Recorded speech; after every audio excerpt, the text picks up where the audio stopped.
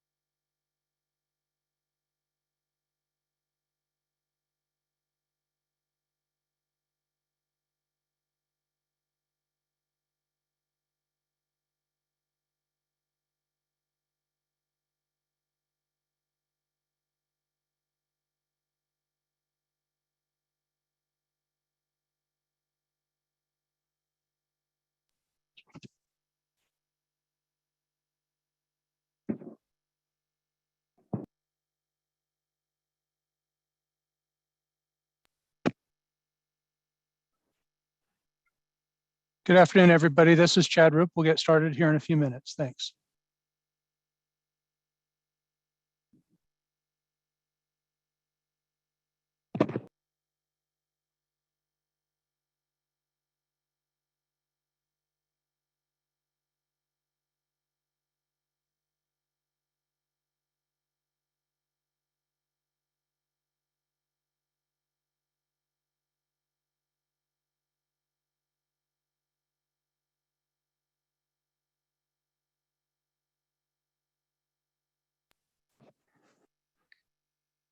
Okay, good afternoon, everyone. This is Chad Roop. I'm the Broadband Program Manager for the state of Montana.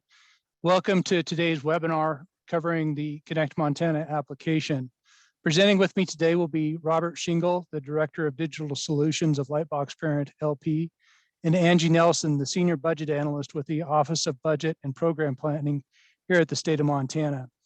This first slide shows you the agenda along with the at the bottom, the address to our website. We're currently muting everyone other than the speakers, and we'll end up concluding the presentation with a brief Q&A. So we ask that you hold your questions until that time, or you can include your questions in the chat box during the session, and we will look to answer your questions at the end of the presentation. If we cannot get to your question, please submit it through our webpage, which I'll walk you through shortly. This presentation is being recorded and will be posted on our website for future reference. And I know we have a lot of material, so we'll get right to it. Next slide, please.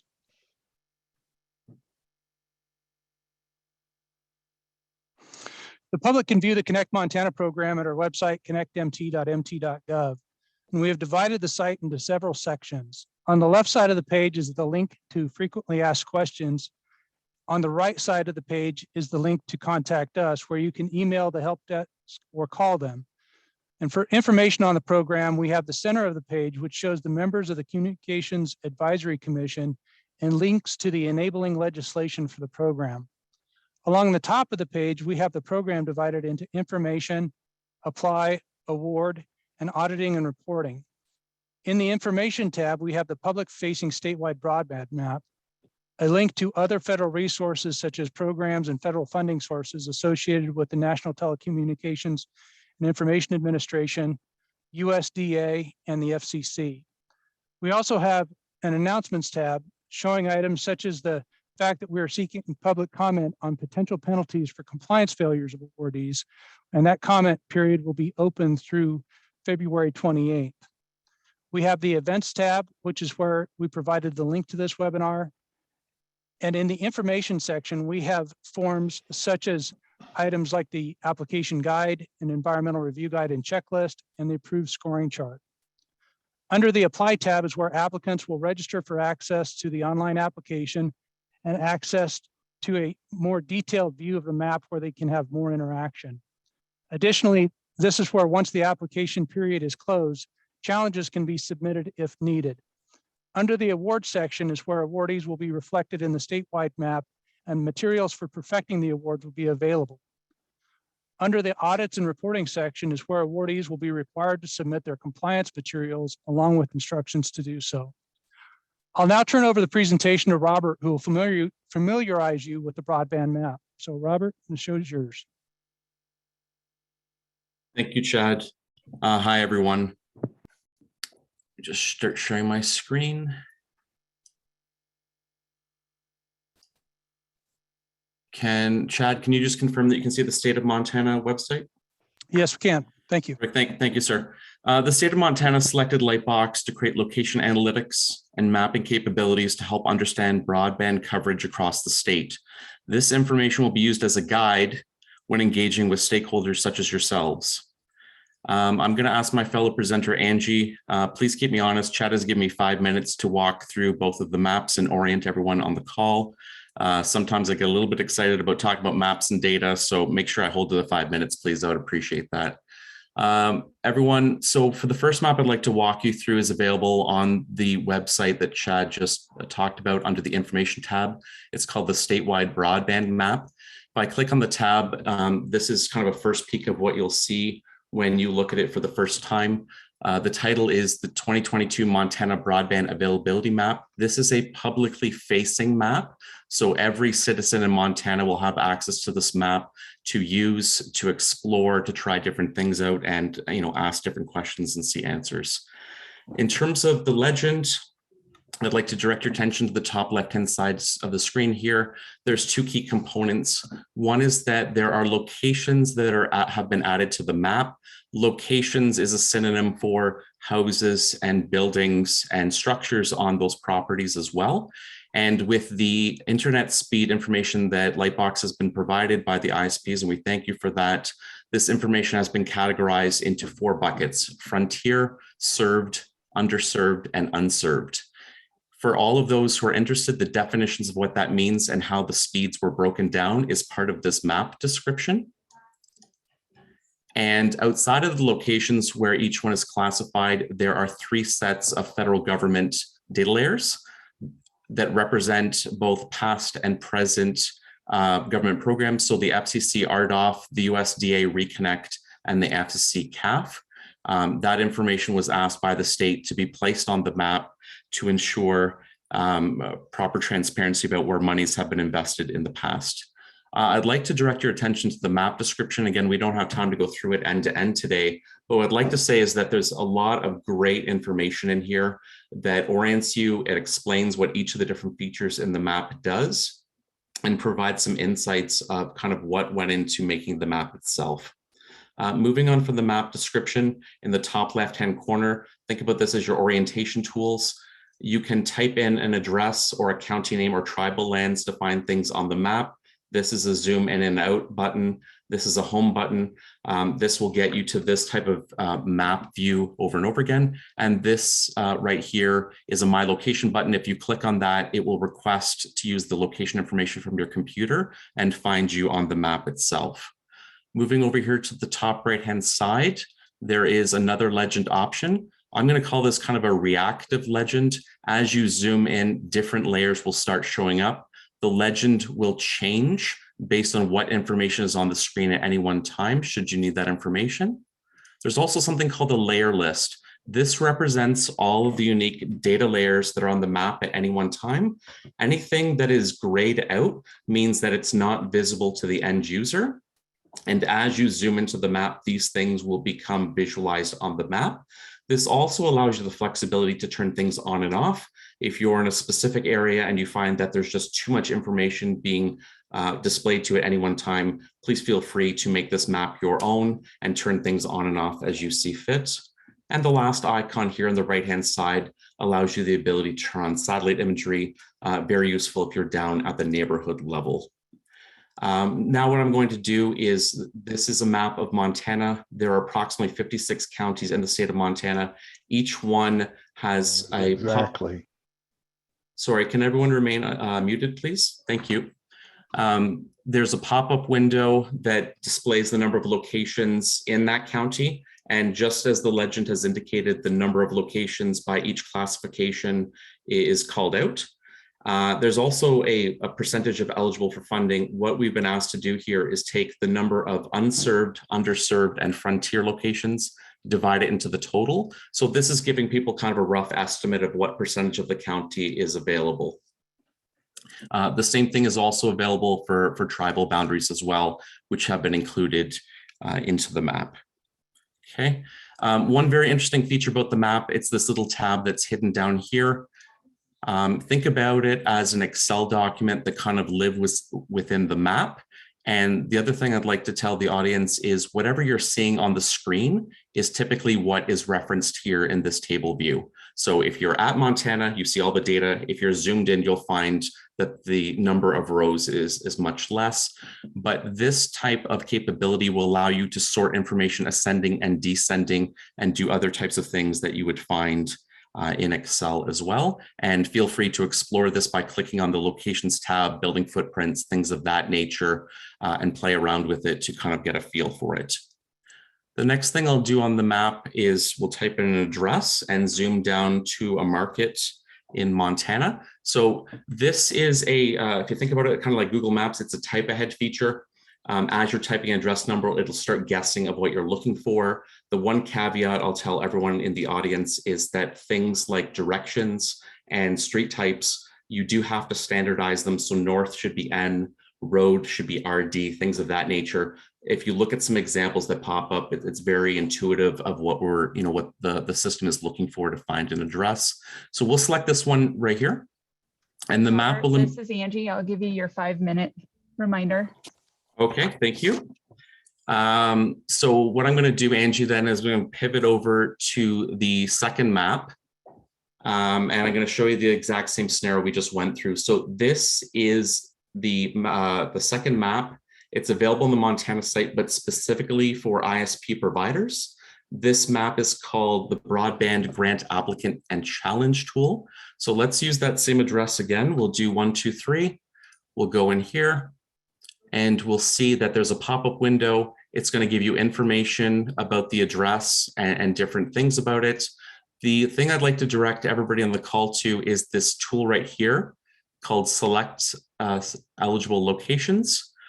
What this is going to allow you to do is offer you the option of selecting information on the screen by a rectangle or a lasso. So I can go ahead and draw a shape on the screen. If you notice here that this number appears, I'm going to add that to the table that we just saw, that we just used in the screen. And I'm going to export that information out. And what that is allowing people to do is to take away the information from the map and to use it within your own solutions, whether you have your own ArcGIS, QGIS, what have you. It's an Excel document. There's a lot of rich information in here, such as address, land use information, the coordinates that go along with the address as well. And then the last thing, Angie, and thank you for the notice, is that there's a print button. This is going to allow any member that has access to this map to print an image of what's on the screen, either as a PDF or a JPEG file to include as part of your submission to the state, whether you're doing the applicant workflow, the application workflow or the challenge workflow. Thank you. Back to you, Chad. Okay, thanks, Robert. I'd like to cover a few more items. We've received quite a few questions already. First of all, I want to clarify some items that I think will alleviate a few concerns. The map is not the final determination of eligibility for a location, unless, of course, it's blocked off as a result of another federal award as reflected on the map, such as RDOF. The state does not want to allocate monies to areas that already have and cannot allocate money to areas that already have other federal awards where build out is committed to meet 120 megabits per second with low latency. The map is for informational purposes as you work through to submit applications. Applicants are required to perform their own due diligence in submitting requests to serve eligible locations and areas. Let me say that again. Applicants are required to perform their own due diligence in submitting requests to serve eligible areas. So if you get out there, you get on the ground and you see that something has service, we will find it in the review process, but do your own due diligence as well. Please note that the map will be updated as required to address items such as multiple points on a location and/or additional data to improve the experience for users. We've already done a few adjustments to the map, for instance, having a little bit better transparency to see through those areas that have received other federal awards. We've had some data that has been reported with maximum speeds at 25.3 by providers, which is less than the benchmark that the state statute requires of 25.10 and then 120, like I said, listed in the state statute. and that's reflected on the map details on the left side of the map screen. Locations that were reported less than 2510 but greater than 41 are listed as unserved versus frontier. If nothing was reported to inform the map, it is assumed that it is frontier if we have no better data for that location. If we have misclassified a location, then please provide that updated list to the state in your application as an ISP so that we can include it in the review process. I'll now turn the presentation over to Angie Nelson, who will walk you through the online application process. Thank you, Chad. Let me go to the next slide. All right, so I'm going to walk you through the logistics of completing your application.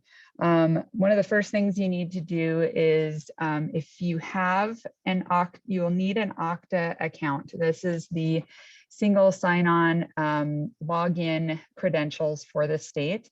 If you already have an Okta username and password, you will use that. If not, please go to connectmt.mt.gov, click on the Apply tab, and follow the instructions in the video provided to walk you through registering for an account on the login.mt.gov site. Once you have an Okta account, we go to the next slide. You will go to the next on the Apply screen for connectmt.mt.gov. There are different tabs, and you'll go to the next one to request map access. It's a very brief form. Provide your basic information there and your organization and your position, and submit that request. Your request will then be reviewed, and you will receive a notification once your request has been approved and your Okta username and password are approved to access that second map that Robert showed you. Next slide. Okay, so once you have access to access the map, then you'll want to get started and take a look at the application itself, where you would upload your proposed project map and other information. You can either get to the application through the ConnectMT site by clicking on the under Apply, the Broadband Application tab. It will take you can go to covidreliefmt.org and start your application. This will be on the Montana Grant Application Portal. Your registration will be prompted, and will once you've completed, you just need to, again, put in a username, password, and your email address. The application is supported by the grant software Submittable. So if by chance you already have an account with Submittable, you can use the same credentials to log in. Next slide. And just to pause before we walk through the actual application, if you're working through your application at any time and you hit a wall and you have a question, either of a technical nature in the software, or you're not sure how to fill out a field, and we'll show this again at the end, on every page of the connectmt.mt.gov site, there is a big red Contact Us button that will allow you to contact our team by either email or phone, and they can direct you to the appropriate person to answer your questions, or for tech support. And they do a great job of doing a handoff to Submittable tech support if it's something they can't answer and is something technical to the software.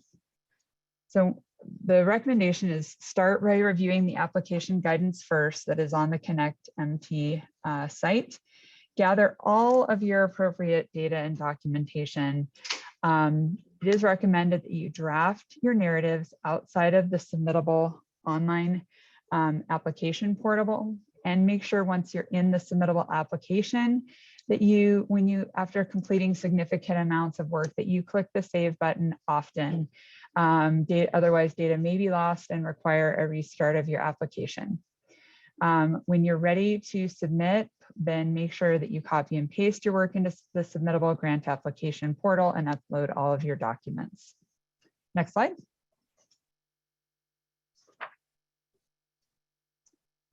One technical note that's very important before you get started is that Applicants can only complete one application at a time. So if your organization intends to submit multiple applications for different projects, these are your options. You can gather all the documentation for each project and then complete one application at a time, hit submit, and then go back in to start a new application. Or different individuals from the organization can initiate different applications for different projects. And then there is a collaboration tool where multiple people can work on applications that is an option within the system. Next slide. To enable that collaboration process, I show you a screenshot here where you can click on the link to invite collaborators, which will prompt you for a box to enter the email of the collaborator you would like to invite, and it will send them a link to collaborate with you on that application. However, only the person that initiated the application can actually click the submit button to finalize the submission. So keep that in mind as you're figuring out who is going to be working on the applications and who is going to finalize them. Next slide. When you begin the application, after the basic guidance at the top, it will, there is a link also throughout the application, several different places to the application guidance if you have not found that yet. There's starts with a couple of eligibility questions. So make sure you review the application guidance to ensure that the organization that you're applying from is an eligible applicant, the project is eligible. If you answer no to any of the questions on this basic eligibility question, then a notification will pop up that you are ineligible and you will not be able to continue the application. Once you've answered these questions and verify your eligibility, you would click next. Next slide. At the beginning of the application, provide an application checklist. It is longer than what is showing on the screen. It is provided for reference only. It is just a guide to help you organize and gather all of your data. Checking these boxes or not checking these boxes will not is completely optional and does not reflect in the application scoring, but just an opportunity to help you see all the things that you need to gather for your application. Next slide. The application then begins by asking for some basic information. One of the key items in the project background is the project name. There's some examples on the naming conventions. This field is where will be referenced in regards to your application. So please include the name of the organization and something relative to the type of project and location. The example would be Angie's ISP, Southeast Montana fiber to the home. Something that is very short and descriptive so that if multiple projects are being submitted from the same organization, they can be distinguished in the project name. Next slide. You'll be prompted to enter a SAM.gov registration number for the applicant organization. If the applicant organization does not have a SAM.gov registration number, there's a link on the application to take you to the registration site. This is what the registration site looks like. It takes you step by step through that registration process. Next slide. The first step is requesting a DUNS number. This is one item I want to highlight because it does take a few days to get the DUNS number, and the federal site indicates expect 1 to 2 business days under normal circumstances, but it could be longer. And then you continue the rest of the registration process. This is required for these are federal funds, and we are required to report to the feds, and they ask for the SAM.gov registration information. Next slide. In the application form, you're requested for historical financial statements, and we understand that for some organizations, this information could be confidential, or there may be other information that is considered confidential or trade secret from the applicant organization. If there is any confidential or considered trade secret information from the applicant, This is a critical question. Please answer yes. If you answer yes, next slide,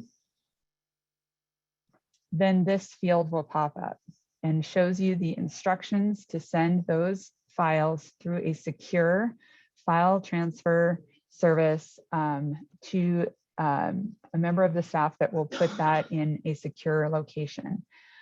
Do not upload any confidential or considered trade secret information into the submittable application portal. Next slide. If you answer no, and there is nothing that is considered confidential or trade secret, then it'll prompt you to upload the financial documents in this field. So again, if you have any issues, feel free to use the contact us button if you have questions about what would be considered confidential, but please do not include anything confidential uploaded to the submittable software application. Next slide. In part 2, you'll be providing project location information. In the county list, you can select any or all counties that are served in the project and the project location. Next slide. As shown by the demonstration from Robert at Lightbox, you will have the ability to extract map information about your project from that map, and you will be asked to provide mapping information about your project. When submitting GIS shapefiles, you must zip those files and then upload the zip files to the submittable software.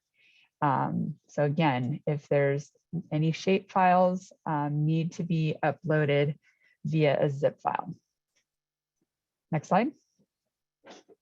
Part 3, you'll be asked for various information regarding the project funding, including matching funds data. Next slide. In part 4, you'll be describing the broadband improvements and the specifics. One note about the upload fields, it's just a very normal process. You click on the choose file button there, or you can drag and drop the files from your computer folder into the field.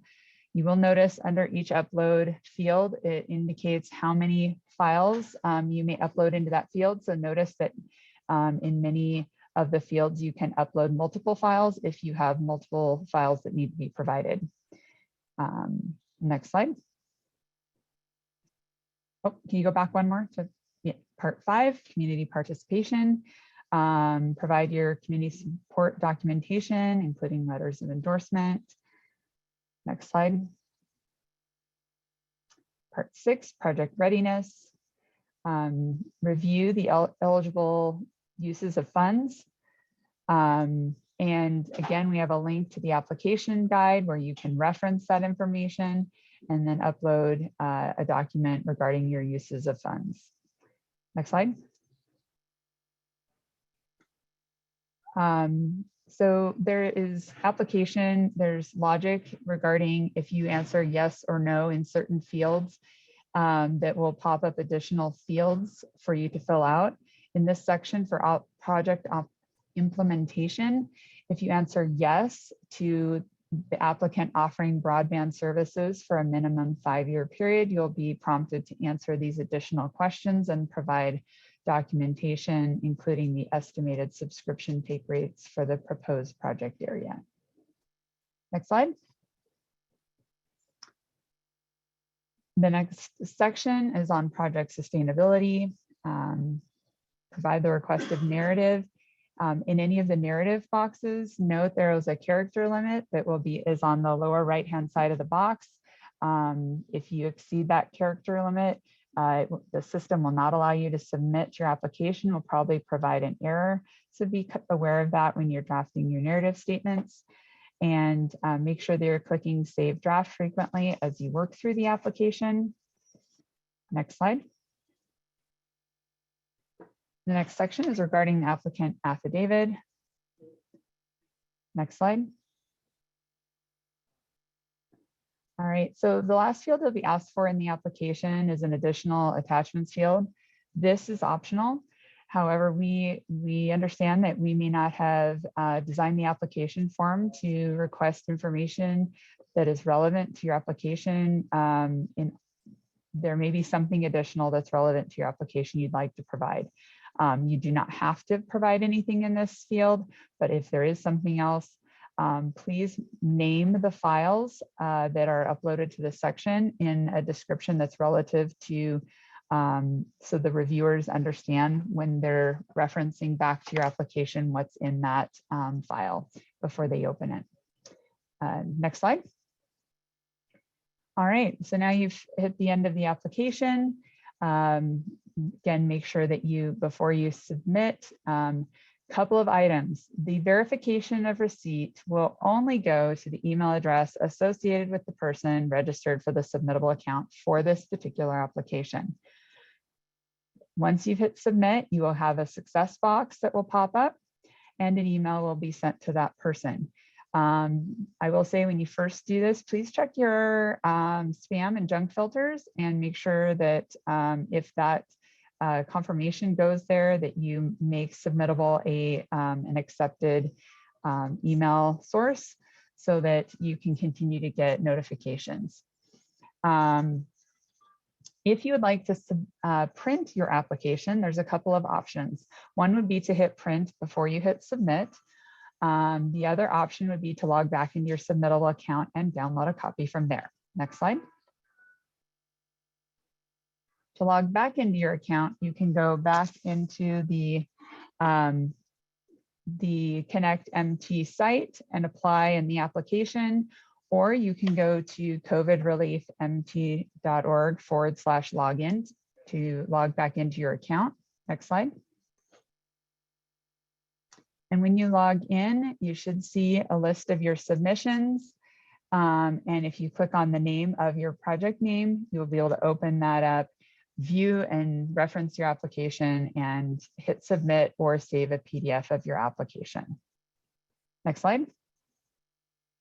And with that, I will turn it back over to Chad with one note that if you have any issues throughout your entire application process, again, on ConnectMT, the website, there is a big red contact us button on every single page of that site. Feel free to use that if you do not know where to go or having technical issues. Chad? Okay, thanks, Angie. On the information tab under the forms and guide sections, we've included an application guide, the approved scoring chart, and a template for the online application so that you can visualize the steps on the online application while offline and referencing the guide. The application is intended to allow the applicant the flexibility to address different scoring factors associated with the scoring chart and priorities of the state statute.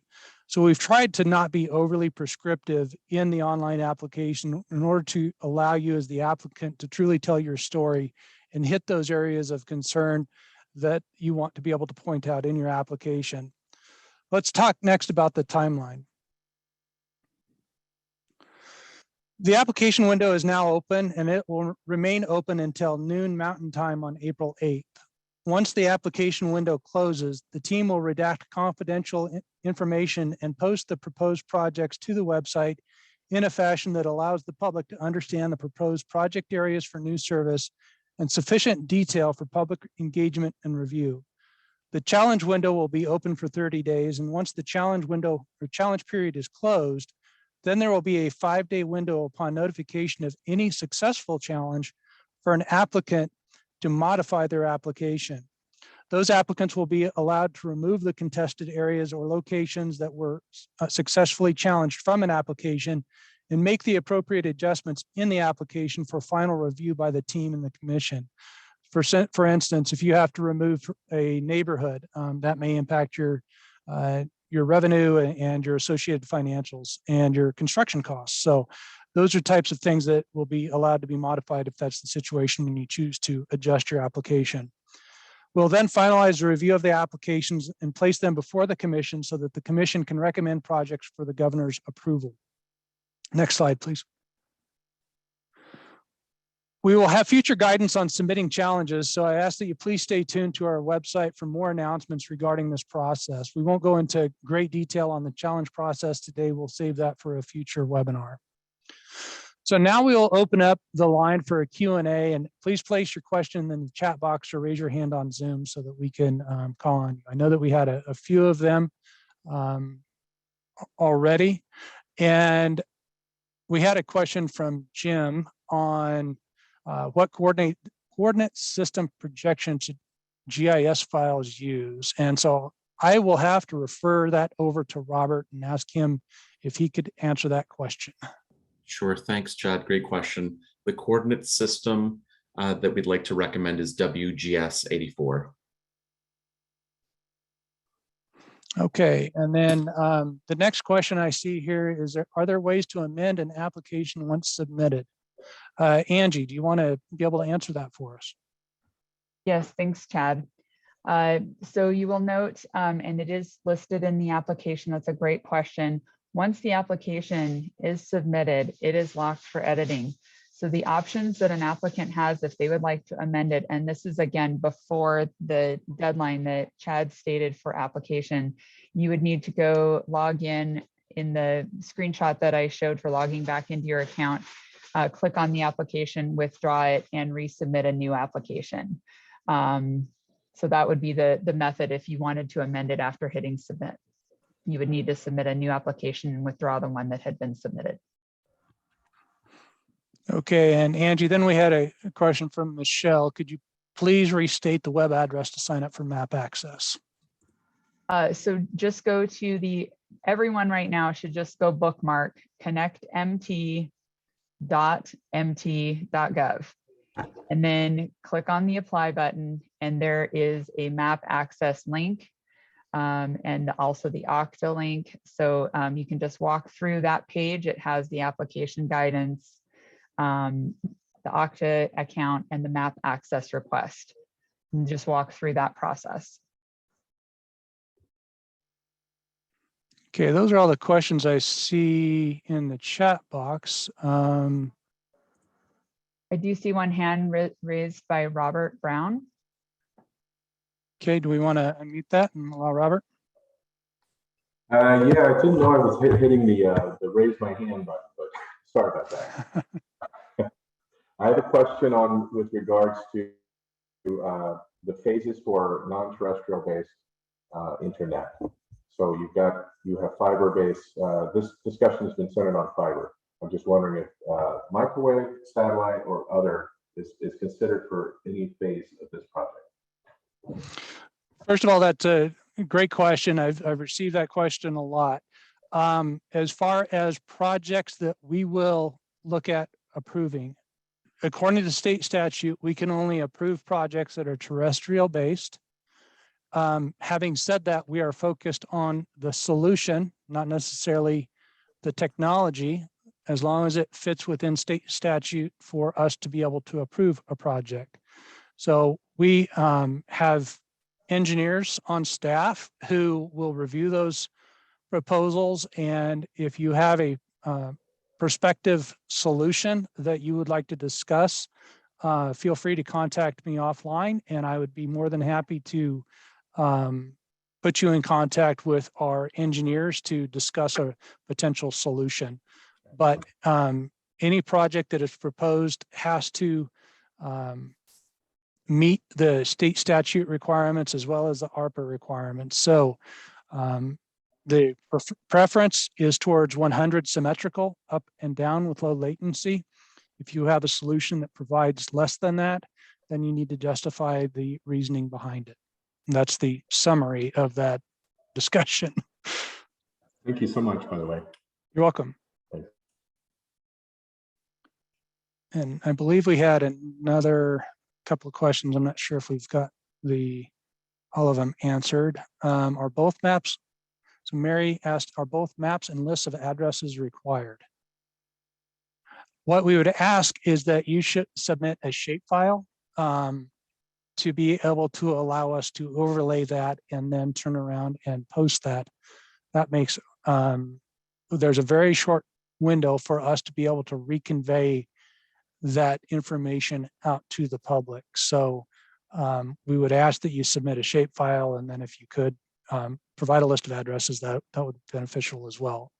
But we truly need the shapefile to be able to turn around those applications and get them posted in a timely fashion for public consumption in accordance with the state statutes.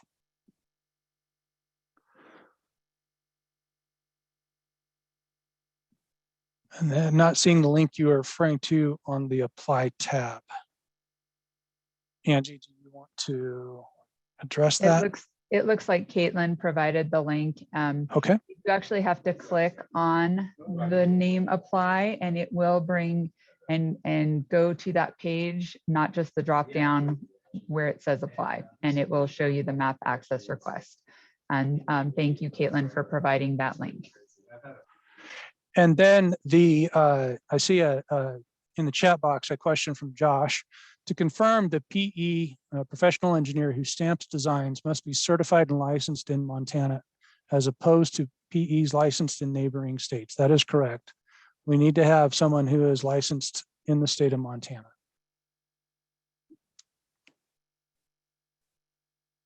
Can the mapping data from, this is a question from Robert, can the mapping data be exported as zip+4 or lat long? Robert, I think I will need you to answer Robert's question. Sure. So what we saw in the demo was the ability to take addresses out of the system with lat and longs. There's currently no workflow to do that as zip+4.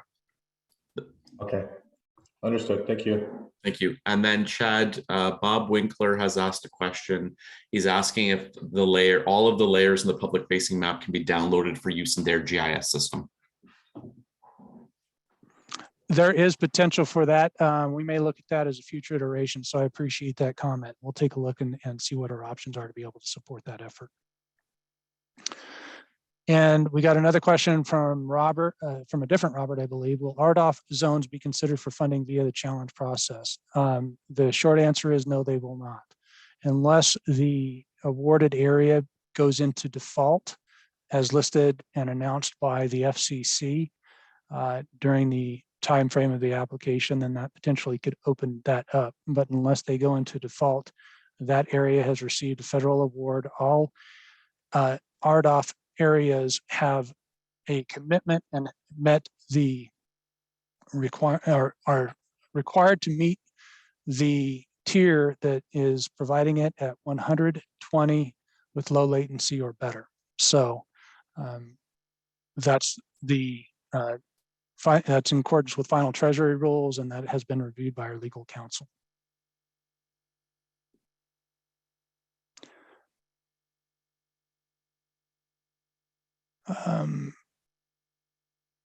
Tribal community address scope. I see another question from Robert. Did you address scope into tribal communities, and is the application process for that the same? The application process is the same for any eligible applicant. As far as scope into tribal communities, I'm not sure the nature of that. We may need more detail, Robert, from you on that question. Okay. Am I off mute that you can hear me? Yes, you are. Sorry. So the way it has been done in other states, so I'm just curious if it's done the same here in Montana. The tribal communities are apportioned some of the funding that is coming either through CARE Act or Recovery Act or some other state broadband initiative. So there's a proportion based on the number of citizens that live in the sovereign nations of those tribal communities in the state. So the state's larger sum, they make an allocation to tribal communities, but in those other states, the application process is direct between the vendor and the tribal nation, not directly through the state. The state manages the funding with the tribal community directly, but not indirectly with the vendor, so to speak, putting fiber or other services into the tribal land. So it's just a little bit convoluted. Sure. Wondered Yeah. if it was similar. Yeah, thank you. I appreciate that question. First of all, there are multiple funding sources that are happening right now. And so there, as a result of that, we're monitoring as often as we can the awards that are announced across all federal programs. Some of those current federal programs are specifically oriented for Indian country, if you will, and as a result of that, for instance, there were $5 billion worth of applications for $3 billion worth of funds coming through. I believe it was NTIA. So we're waiting for those award announcements. As far as if someone is an eligible applicant, we will award funding based off the recommendation of the commission and the decision from the governor. So the applicant that is proposing to serve that area hopefully would consult with the appropriate authorities within that area. But my point behind this is that there's not a separate agreement between the state and individual tribes to provide money to the tribes to provide their own service. They can apply along with all other eligible applicants through the process. It's not a separated process. If that answers your question. Yes, I think so. Yes. Thank you.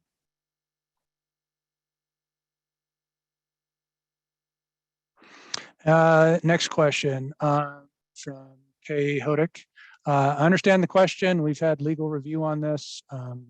This is not up for current public debate. That is the decision of our legal counsel, and that is the way we're handling the program currently. So understand the question, been asked it many times, and that's the program's decision. So thank you.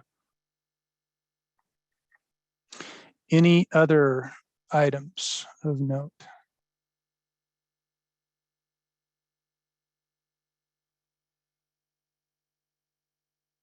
Do we see any hands up?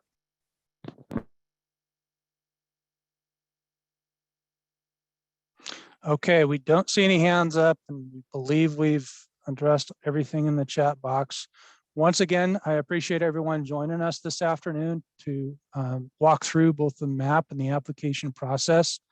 Feel free to contact us through the website, through the Contact Us button, and please monitor the website as we continue to develop the program for future announcements, future events, and future webinars. So appreciate everyone's time today, and we wish you the best of luck. Thank you very much. Take care.